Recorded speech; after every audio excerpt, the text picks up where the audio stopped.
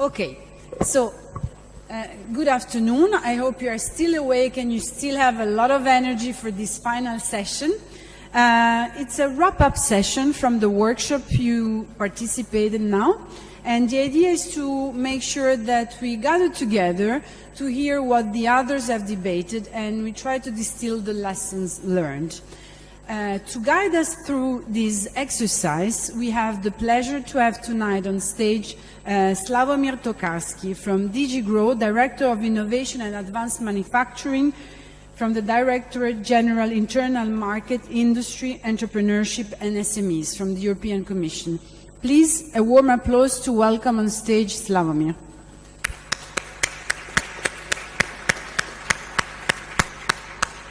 And here we have also on stage our moderators that have already done an excellent job by mediating discussions across the parallel sessions. We have Andrea Nicolai, founder and CEO of T6 Ecosystems here. We have Peter from Nesta, Head of Collaborative Economy Research. And then we have Frank Krasin, Managing Director of Design Lab at University of Twente. So now I'm going to leave the floor to our guest to manage the discussion. Thank you. Okay, thank you, Monica, and thank you for inviting me here. And I think it's, for me, it's an occasion a little bit to engage with you and see how we in the Commission could do more and in a better way for social innovation.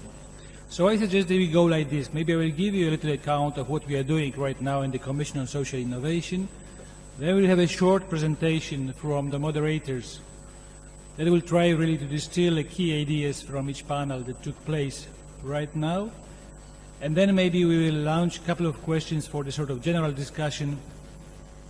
And those questions would be a little bit motivated by my interest in this conference, that is how actually public policy or public policy coming from the European Commission could best address the issue of social innovation. So very briefly, maybe I just wanted to attract your attention to two forthcoming events. I mean, the social innovation is on the agenda of European Commission since 2010, but this year we'll have two important events. On the 28th of February in Athens, we'll launch our Social Innovation Award.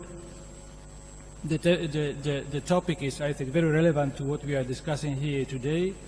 It's about inequalities and digital technologies. So I very warmly encourage you to participate, to try to win. There is quite a huge financial prize, but we also offer a sort of mentoring. And if in a year of time after winning the prize you can prove that actually you made real impact on the ground, we can offer you a sort of second prize. So 28th of February in Athens. Now the second thing is quite new. The prize exists already since a couple of years. The second initiative we'll be launching is Social Innovation Challenge Platform that will be launched under Horizon 2020, and the objective would be really to create a sort of community of social innovators that would be linked to small and medium enterprises that will work together on cracking different technological challenges linked to issues like health, environment, etc. So these are two political initiatives which are in the pipeline.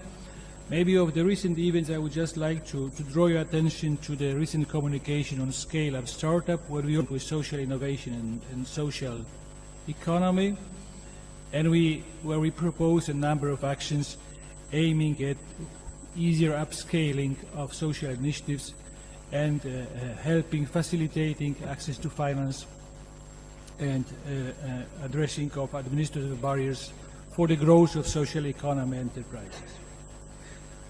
Now, what do we want from social innovation as a Commission? I think we want a couple of things. First of all, certainly increasingly, it is going to be something with which we can address the social dimension of our policies.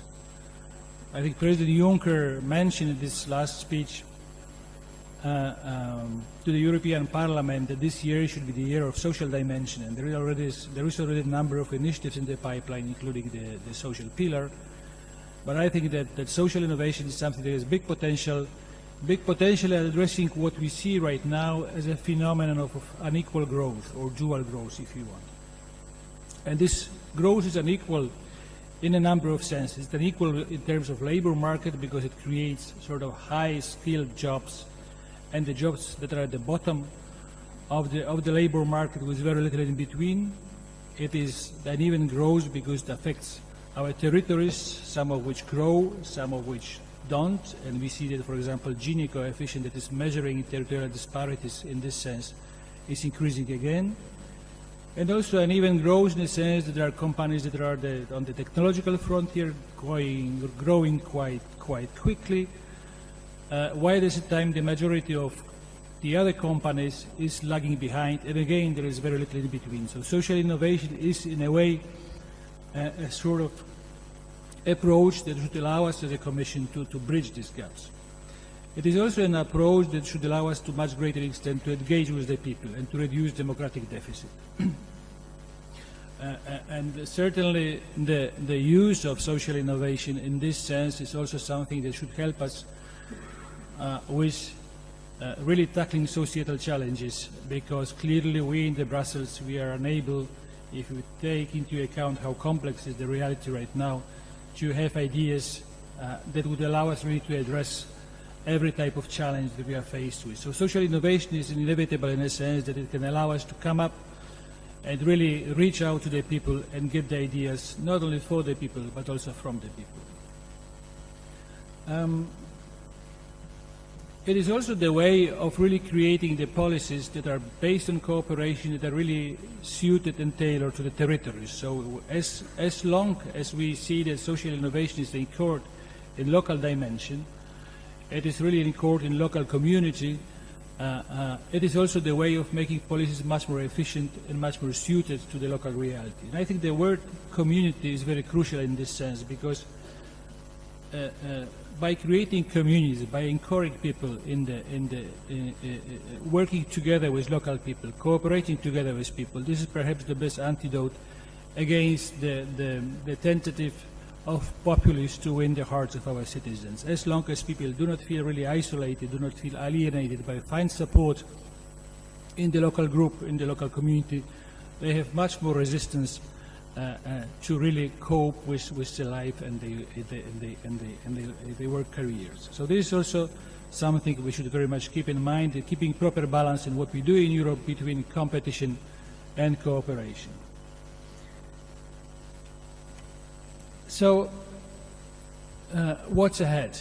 I think there is very good news I can break today, and as Chinese say, there is nothing which happens by accident. So just today I learned that President Juncker nominated Commissioner Medas, his special advisor for social innovation, with the mission really to launch a major event on social innovation by the end of this year. So I think that this meeting comes in very handy, and it's a very good occasion for you, and I think it's a very good idea to have the Social Innovation Manifesto actually to pass the message to the Commission and to indicate what you as a social innovation community think is the most important, and what do you think that Commission could make for you. So I'm very much looking for the ideas, hence the questions I'm going to ask in a minute. But before that, maybe I would let the moderators to tell you a couple of words about what happened during these sessions. Who wants to start? All right, so my name is Peter Beck, and I work at Nesta, as Monique said earlier. So our session focused on the collaborative economy, and Mike, is it not close enough? Is it better? Great. Now you just have to deal with me mumbling and speaking very fast, sorry. So our session focused on the collaborative economy, which in many ways is very similar to what we'd call digital social innovation. So how can we use these platforms to collaborate to better share money, time, skills and knowledge? And it was really kind of inspiring panel of 6 great panelists who kind of told us about how it's so much more than just the kind of Uber and Airbnbs of the world. So we had stories around kind of food sharing initiatives from around Europe, farming initiatives for sharing farming skills and farming tools. We had childcare initiatives and quite a few different initiatives focusing on sharing cities as well. I guess, sorry, I'm just literally just ran from that session 10 minutes ago, so I got my notes here. I think the main insight from our discussion, and this will kind of be reflected in my input to the manifesto later on, where there is this kind of sense that there is lots of great stuff happening, but still the community doesn't really understand how to measure and understand its own impact. That's nothing new for digital social innovation. I worked on social innovation for the last 8 years, and it's the same discussion that community is having. But we need to still get better at that and kind of quantifying, kind of maybe on a macro level, how do we measure these forms of impact, and also how do we share different tools we use in projects to communicate our impacts. Secondly, I think there was a kind of reflection that we're all kind of working on often exchange of non-monetary stuff, so non-monetary ways of exchange, so again, skills, things we know, capacities we have, but often they're kind of designed with insular projects. So there's a carpooling project, there's a childcare project, there's a food sharing project, but actually what people want is probably to be able to share and distribute those resources across platforms. So again, when the Commission thinks about supporting some of these initiatives, maybe also thinking about how can you support better sharing across some of these projects. And there were a couple of initiatives that are looking at different ways of creating currencies or platforms for doing that kind of exchange. And of course, the hype word blockchain came up many, many times in that conversation. Following on from that, a lot of projects focus on, sorry, and you just tell me when to stop, because I can talk for 5 hours. So I'll do 2 minutes, but then just tell me if that's enough.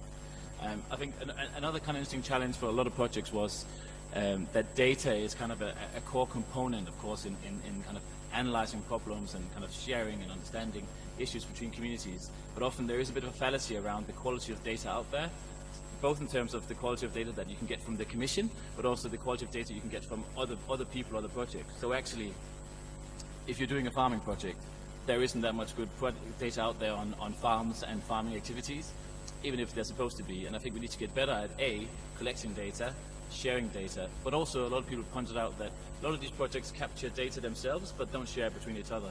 So again, when we create these initiatives, we're better at creating a governance structure whereby we share data between projects, both within CAPS projects, but also within the wider community. And then I guess we had quite a few additional points, but one quite interesting one was that there was a sense that a lot of these projects are kind of ready to leave the nest and become bigger. So maybe they shouldn't only be funded and supported through initiatives such as CAPS and other kind of small kind of early stage or pilot projects, but maybe there should also be more focus on this in larger scale initiatives like, you know, multi-million euro smart cities initiatives, and kind of how can we think DSI projects into those initiatives rather than seeing them as something that's separate. How can we build them into the main agenda when we think about funding technology and innovation in Europe? There were some of the headlines that came out of our discussion. I trust all the people who gave great input to tell me if I misrepresented them or if I missed some key points when we take some questions later. Okay, then coming up the next session, this was about collective sensing and action. We had 5 presentations and 6 presenters. And what struck me was the urgency of the problem. So we've been talking about how the environment is actually changing having a large influence on our health and our well-being.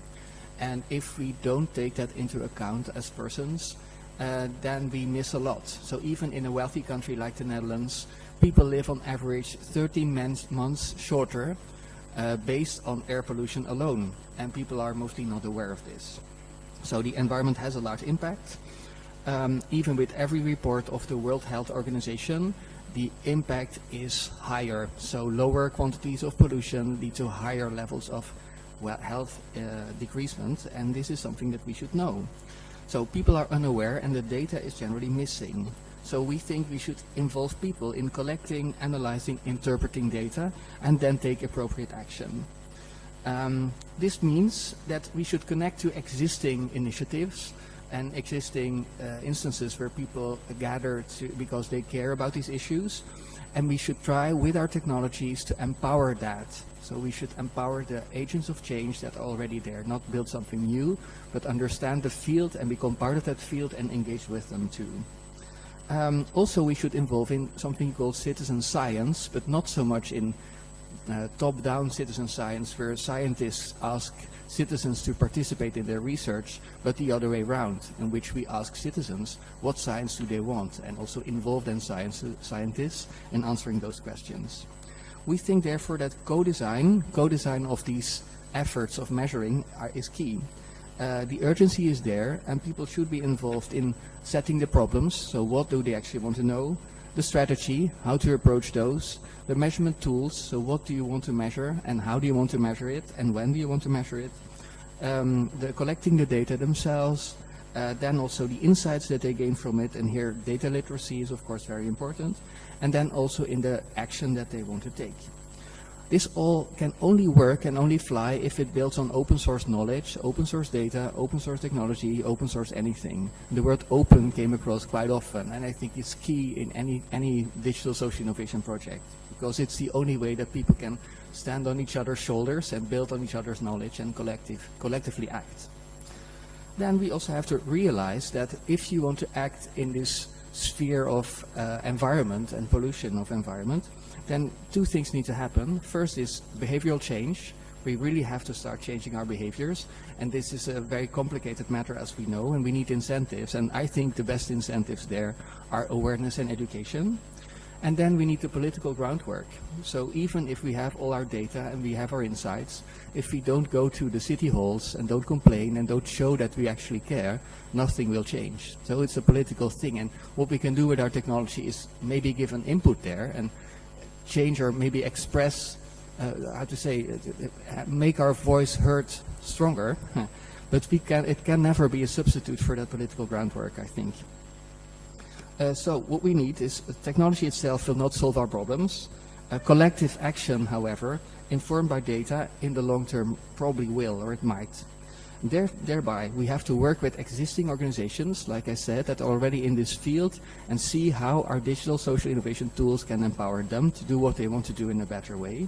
We have to work with them, we have to share our and their findings, and then finally we have to collaborate across boundaries to make any meaningful change happen. This is about what we said. Now we switch.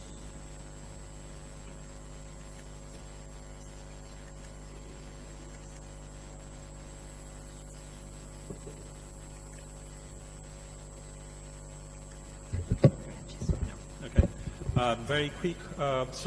We had a very interesting panel with 6 panelists presenting 6 projects, and mainly we talk about the role with the relation with the citizen and local government. And this actually reminded me that more than 2,000 years ago, this city has put on its sign 4-letter SPQR, the Senatus Populusque Quiritium Romanum. That means the Senate and the citizen of the city were the nexus non-separable of the government of the city. So that's, I mean, we were fundamentally after 2,000 years speaking about the same thing. What came out from the opportunities and the discussion of these 4 projects is that we have to take care of a different constellation of communities on a national and local level, which are tackling similar problems, but they have using available technology, and they have to actually cross some cultural chasm to be able to cooperate. We took out four challenges from the innovation in public services, this has been told by our panelists. First is community involvement, how you actually involve community, how you make them actually working on this issue. It's not an easy task. It requires a lot of work, and it depends even there by the cultural background in relation with the government and public authority. Then is the same issue that comes in other panels, sustainability in the long run. Some of these initiatives are very interesting, they are very difficult to sustain in the long run, and some of them, and I can tell you by some experience here in Rome, the more they are successful, the less they are sustainable.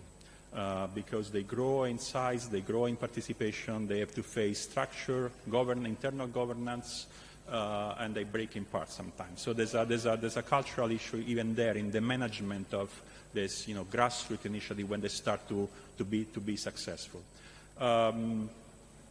One panelist has talked about the fact that European-led initiatives have to gather and to raise trust among this community. I mean, there's a sort of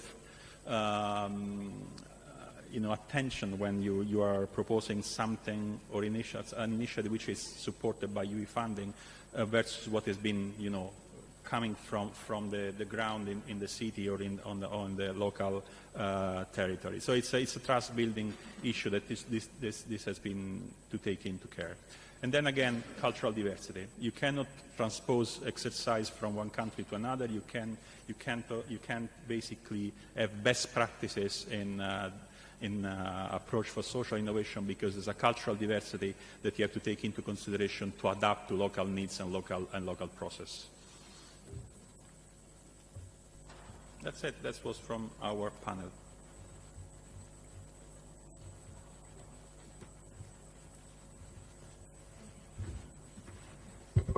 Thank you, Andrea. Now we give back the floor to Slavomir. Okay, let's kick off a little discussion, and I would like to stimulate it by three questions. And the first one is pretty straightforward. I mean, all this conference is about how technologies can do good to the people. But we know that there are many technologies, digital technologies, that are perceived by people as a source of exclusion, as a source of social concern, and a sort of things invented by geeks and for geeks. How public policy should address this issue, how we can use public policy in order to prevent those technologies from having the exclusion effects. Well, I think there's two main things that you can do. First of all is in education. If we all agree that that society is becoming more and more technologically infused, then we cannot live in a world where our children and we ourselves perceive technology as something outside of themselves and something that they cannot access. So we have from the ground up start to educate children that it's something to play with, something to break, something to bring apart, and something that they can use as a tool to do the things they want. That's first. The second is that this idea of technology controlling people is, in many cases, true. And this is because regulation has not caught up with what companies and governments can do with data, with technology, with algorithms. So we have to enforce, once again, open source, open access, open algorithms by anything that's publicly funded. So if you fund it publicly, the result should be in the open, in the public domain for people to scrutinize. This does not mean that everybody will scrutinize it at every moment, but hackers can, and increasingly people that have this education, they can do it themselves as well. I think you hold the biggest power there with the money you spend. So I think traditionally a lot of money on tech, and DSI has kind of been focused on the hardware, on technology. So we want to fund open data or open hardware, the maker movement. But actually maybe it's about flipping that on its head and saying it's about immigration, migrants, refugees, and technology. But it's about beginning with the social challenge and working your way backward from that. I think Tech Refugees is a great example of one project that has kind of begun with the social challenge and worked its way backward from that. I don't think Frank agrees with me. I think some of the work that we've seen in, particularly, so I did some work in Glasgow last year with called Makerspaces there, where Makerspaces work with disability movements, so helping handicapped people design solutions for them to fix their wheelchairs, bionic hands, small fixes that makes their life a whole lot better. But it begins with the people and their social challenge, and then what tech can do to solve them, rather than, isn't this a great technology, let's apply it to something. And I think that's where you need to start. I share what Frank says about education. It's a fundamental issue. Nevertheless, if you look at a specific age target, like elderly, then you have to find another way of doing things. For example, I think that what the Council of Innovation, Flavia, has done, it's a very interesting approach.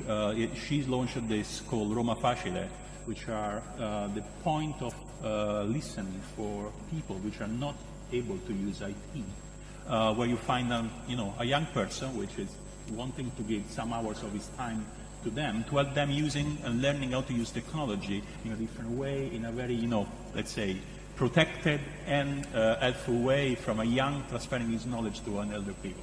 And this way you actually start, setting a playground where even people which have been, for generations outside of people's digital revolution, they are slowly entering this world and are able to use the services which the city and the citizens are able to provide to them.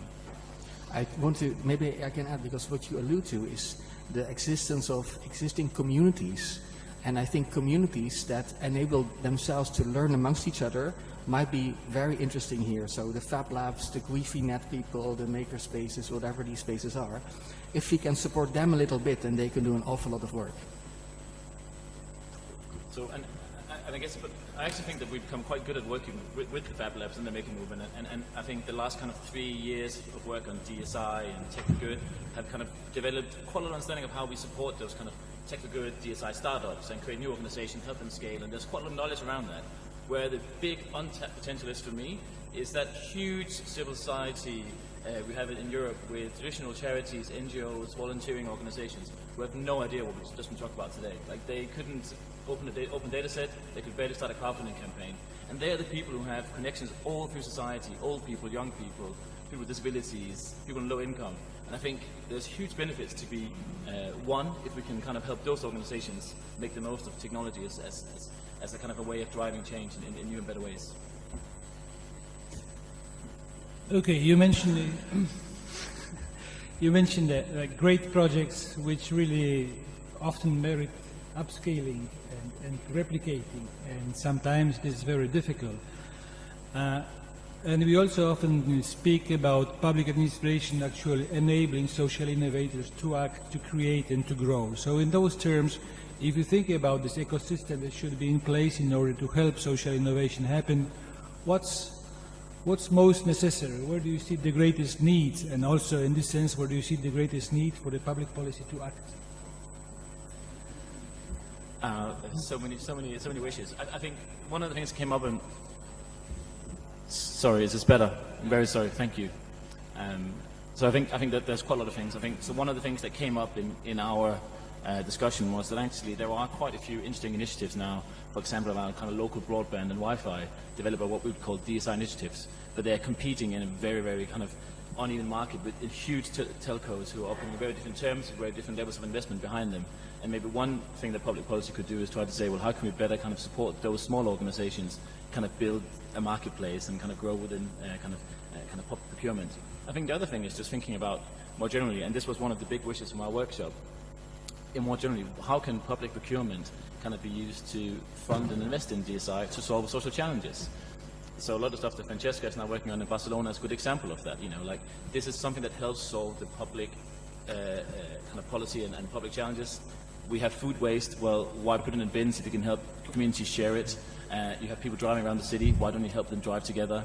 And so on and so forth. And I think, again, we in our research showed some examples of, for example, in Reykjavik, you know, the city actively working with a platform to involve citizens in making public policy.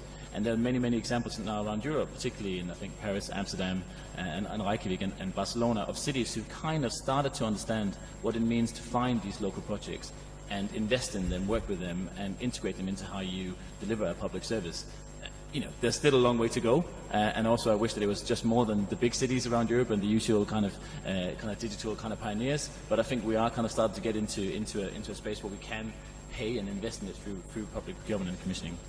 And to add that, I have 3 points, I think. The first is, it's about infrastructure. So many of the things we're doing now are based on the open free internet that can be used for good and for bad, but it's open and free. And at this very moment, some people in the Commission are, for example, thinking about this link tax and other initiatives that will kill the open internet as it's now. And I think if we want to make sure that these events will continue to grow and prosper, we need to have that open internet and we need to protect it. And it's a shame, it's also quite astonishing how you always have to protect it again and again, but still it happens. The same is with copyright, the same point. Copyright should be used for having people share their ideas, adding to the public domain, and as it's now, it's often not. So we should keep copyright in the public hands, or at least targeted at sharing information, not closing it off. And then finally, many cities are now putting infrastructures in place, for example, for the Internet of Things. We have to demand that those infrastructures are actually open, that they welcome other players to play with that it's not the first big player who takes it all, that the data that is generated will become in the public hands, and that these infrastructures that will run there for probably 10, 20, 30 years are based under the value system that we think is mostly in line with digital social innovation. If I can just can add something, I mean, on one side, that's thinking about what Frank says, we have to look into directives which actually can become a roadblocks to engagement and social innovation initiative. On the other side, I mean, this large spread of open data distribution and access, I think we should try at least to pilot in some area evidence-based policy.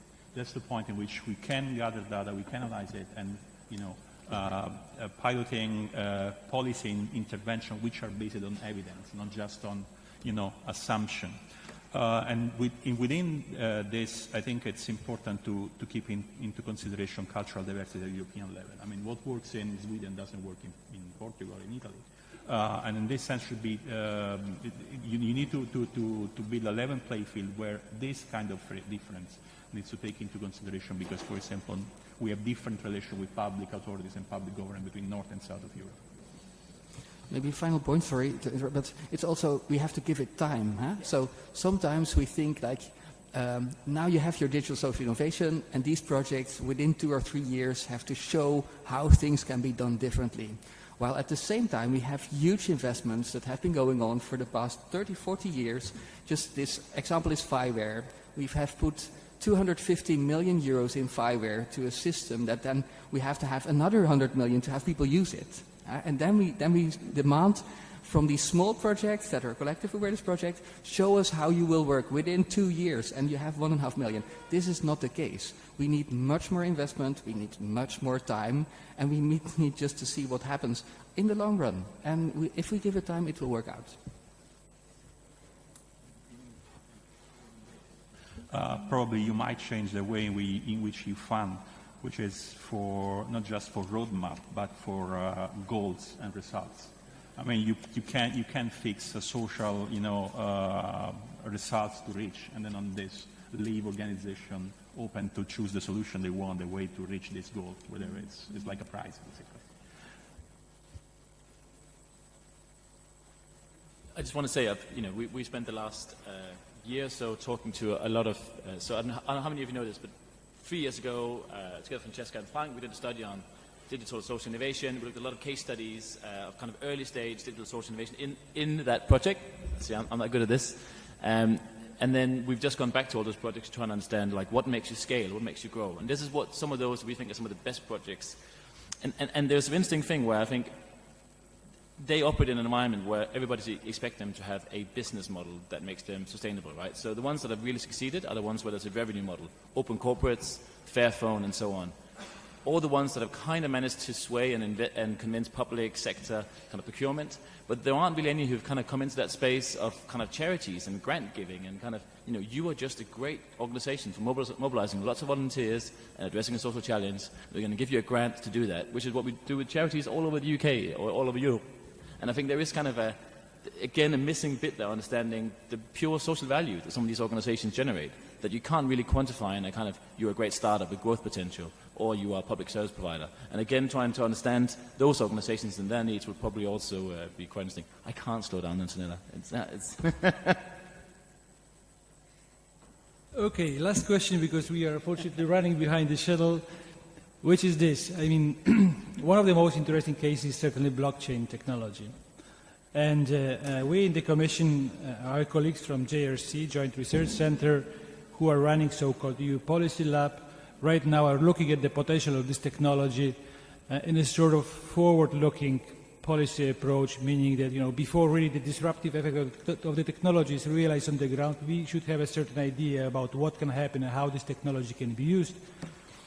And we see that there is a big potential for blockchain and real collaborative approaches, peer-to-peer platforms where really there is a potential for fair distribution of value, for respect of social rights, etc., etc. How do you see this potential? First of all, sometimes it seems that this blockchain is like the solution, but we don't know what is the problem.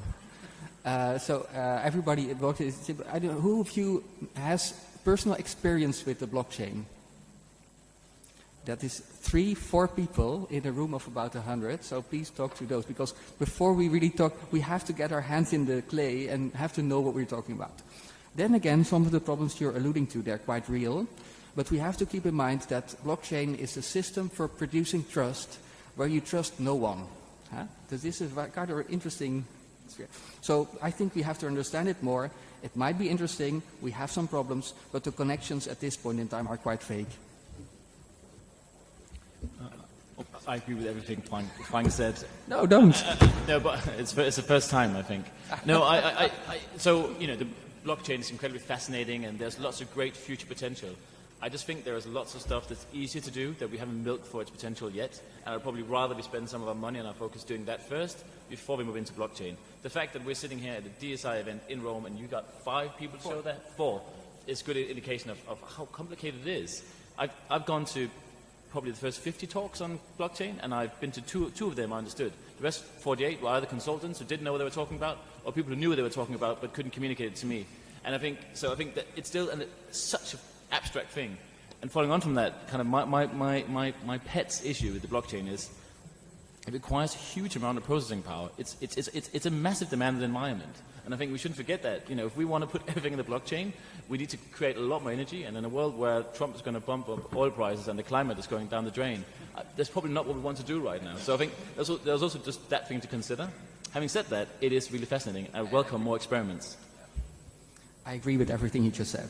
Yeah, that's, you know, sure fascinating, complicated. It's one of the technology which can produce more social exclusion because it's very complex. I mean, this is some small part which is very interesting. I think for our discussion, it's the work done on the AO. I mean, the smart contract stuff and the Ethereum. Even with all the mess has been going through in the last months, I think that there's something that can be valuable for the social innovation initiative, because it can embed some values that are not just, you know, currency exchange and this kind of things. But it's still, I share the fact that from my point of view, as it is now, it's more exclusive than inclusive. Okay, thank you very much. I think it was really food for thought, and I think it will be also helpful for your work or on social innovation manifesto. So be brave, be courageous, propose whatever you think is right for the Commission to do. We will certainly look at that. I think there is a very good moment for social innovation to really become a mainstream of the political agenda, and I think that all our panelists, moderators, they merit really good applause. Thank you very much. Thank you very much.